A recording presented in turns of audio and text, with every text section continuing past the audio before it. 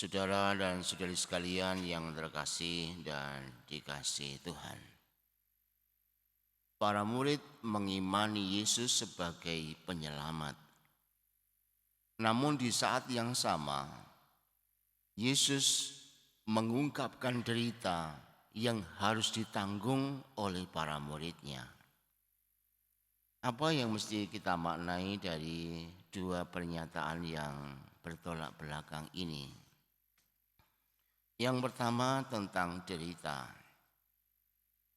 Kita disebut sebagai murid Yesus yang mengimani Dia. Dan tentu kita mengimani Dia karena kita berharap akan mendapatkan hidup yang damai. Tetapi Yesus justru menyatakan kepada kita bahwa kita harus menanggung derita.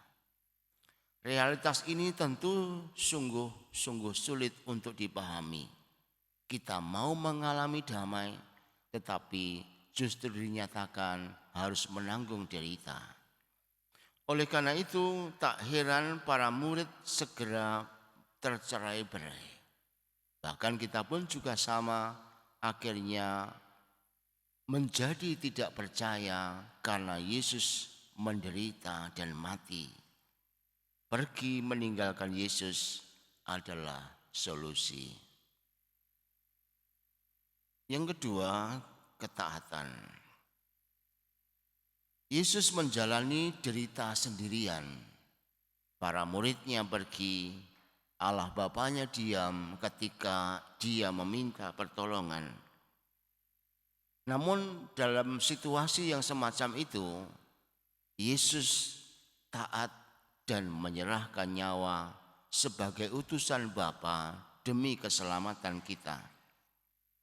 Karena itulah Ia kemudian dibangkitkan oleh Bapa dan hidup dengan mulia. Maka di sini dapat disimpulkan, derita memang akan diterima, tetapi ketaatan kepada Allah dan justru menyerahkannya kepada penyelenggaraan ilahi membuat setiap pengikut Kristus akan menemukan kebangkitan dan kemuliaan. Yang ketiga tentang perjuangan dan untuk mereka yang sakit. Yesus berkata, dalam dunia kamu menderita penganiayaan, tetapi kuatkanlah hatimu, aku mengalahkan dunia. Pesan Yesus ini adalah jaminan bagi mereka yang mau taat dan mau menyerahkan nyawa bagi keselamatan orang lain. Oleh karena itu, ini juga berarti untuk mereka yang mengalami sakit sebagai sarana sebuah perjuangan untuk menjadi serupa dengan Tuhan.